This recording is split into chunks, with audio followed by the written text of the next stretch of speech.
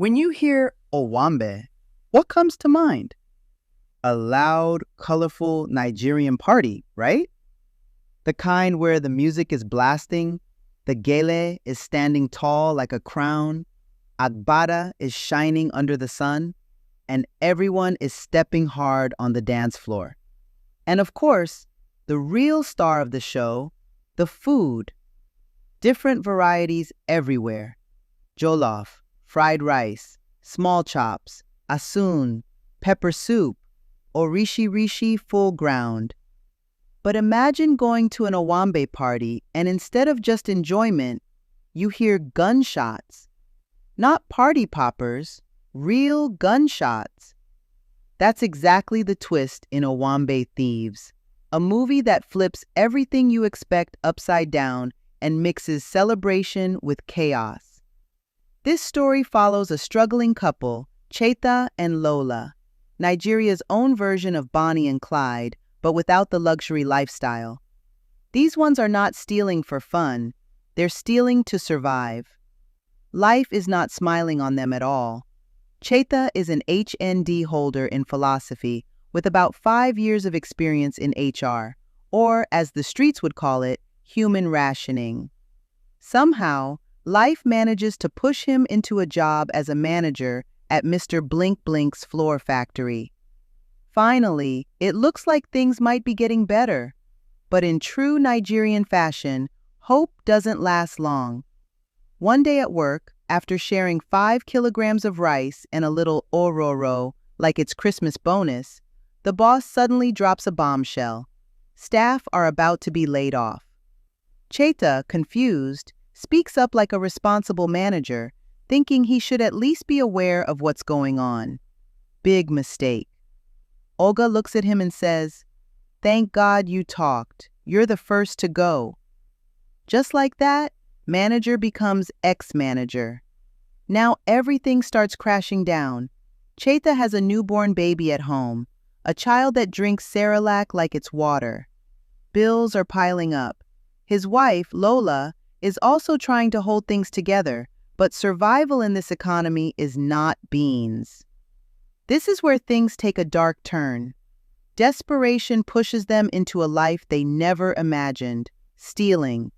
But not just random stealing, strategic stealing, calculated moves. And their favorite target? Owambe parties. Think about it. Crowded environment, flashy people, expensive jewelry, cash flying around, distractions everywhere. It's the perfect setup. Cheta and Lola begin operating like professionals, blending into parties like regular guests, dancing, smiling, while quietly executing their plans. Before anyone realizes what's happening, valuables are gone. But as their confidence grows, so does their risk. What started as survival soon begins to feel like a dangerous game. And in a place where anything can happen, one wrong move can turn enjoyment into tragedy. Owambe Thieves is not just comedy, it's a mix of humor, reality, and tension. It shows the harsh truth about economic struggle, the choices people make under pressure, and how quickly things can spiral out of control. Because in the end, not every party ends with music. Some end with sirens. Just when you think things couldn't get worse, it actually gets worse. After losing his job, Mr. Blink Blink doesn't just stop there. He gives Cheta and Lola 1 week to pack out of the company apartment. Just like that, they're jobless and homeless at the same time. But as life would have it, help shows up. Or at least something that looks like help. Enter Bernard, Cheta's old friend. The kind of guy that appears when you're desperate and says, "Don't worry, I've got you." He offers them a fully furnished apartment, and at that point, Cheta sees him as nothing less than a miracle. But Lola? Women and intuition. She's not fully convinced about Bernard. Something about him just doesn't sit right. You know that feeling when someone is smiling too much and doing too much? Yeah, That one. But Cheta waves it off. That's my guy, he says. We shall see. Trying to get back on his feet, Cheta lands another job at a construction site as a supervisor. Finally, another opportunity. But before the day even ends, he quits. Why? Because the contractor now wants to supervise the supervisor. And Cheta? He's not ready for that kind of stress. At home, things are still tight. Lola can't even go to her wealthy mother for help. Not because she doesn't want to, but because pride and past decisions are standing in the way. Her mother had warned her clearly, marry anybody you like, but make sure he has money. But love made Lola choose Cheta, a man with zero financial stability at the time. Now, going back home to beg? That's not an option she's proud of. Eventually, her mother softens a bit, but only slightly. She sends a salesgirl with baby food and supplies, but strictly warns, do not give Lola any cash. That's how bad it is. Meanwhile, Cheta tries again and lands yet another job, this time as a fireman. Yes, fireman. On his very first day, this man jumps into fire to save a child and almost loses his life in the process. First day, oh. Not training, real fire. At this point, you just know life is dealing with this couple on a different level. But the real problem? It's not even poverty anymore. It's Bernard. The so-called helper starts showing his true colors. This man begins to develop interest in Lola, his friend's wife. According to him, he just wants them to be close. Close how, exactly? Lola tries to explain to Cheta, but she doesn't even say it directly. She's forming Shakespeare, speaking in parables instead of plain English. And Cheta, trusting his friend, doesn't fully catch on. Big mistake. One day, Bernard crosses the line completely. He lets himself into their apartment without permission, claiming he was waiting for Lola. Excuse me, waiting where? In somebody else's house? As if that's not enough, he boldly tells her, "We are all grown-ups," and then tries to force himself on her. Yes, his friend's wife. Disgusting. Luckily, Cheta walks in at the right moment. What follows? Pure anger. He attacks Bernard and even knocks out one of his teeth before throwing him out. Friendship over. But Bernard, now humiliated, shows his true power. He kicks them out of the apartment. Again, they are homeless. With nowhere else to go, they end up at Lola's mother's house. But guess what they meet there? A party. Not just any party, her younger sister Toddy's wedding introduction. And to make it worse, Lola wasn't even invited. Embarrassing. The place is filled with money, class, and high society.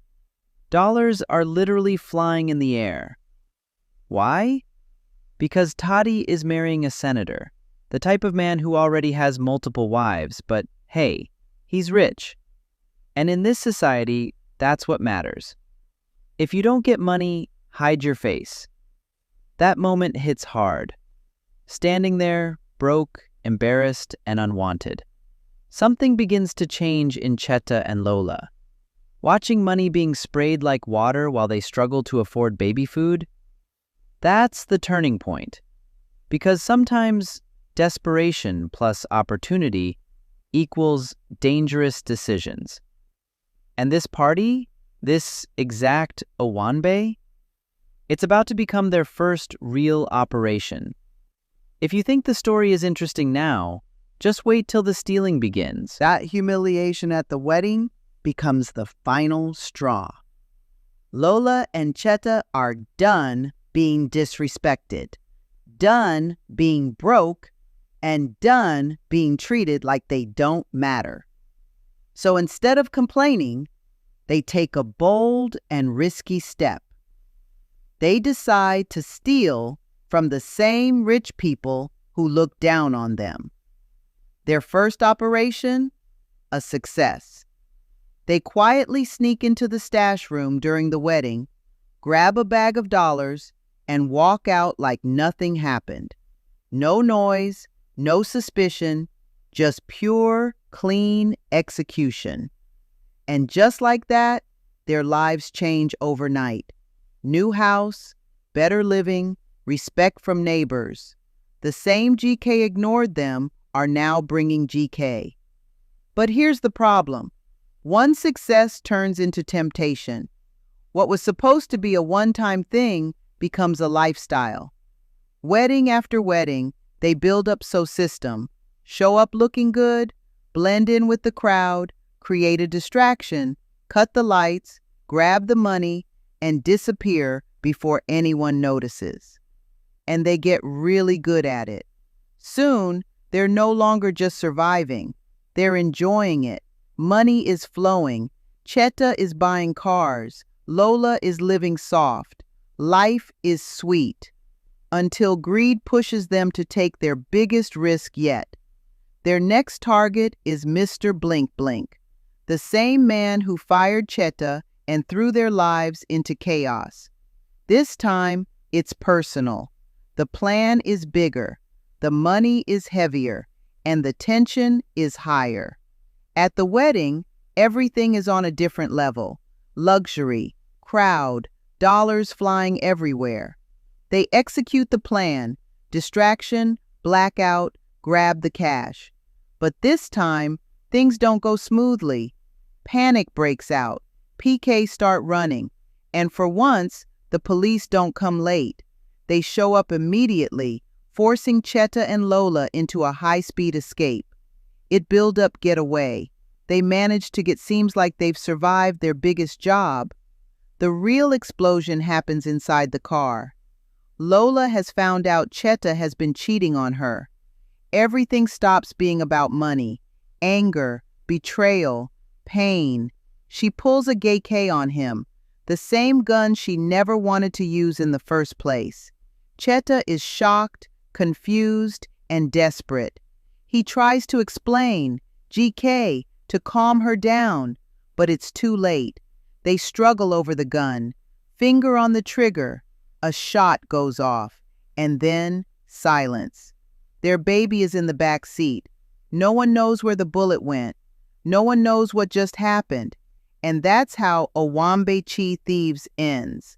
Not with celebration, not with victory, but with suspense, consequences, and a question that leaves you thinking, was it really worth it?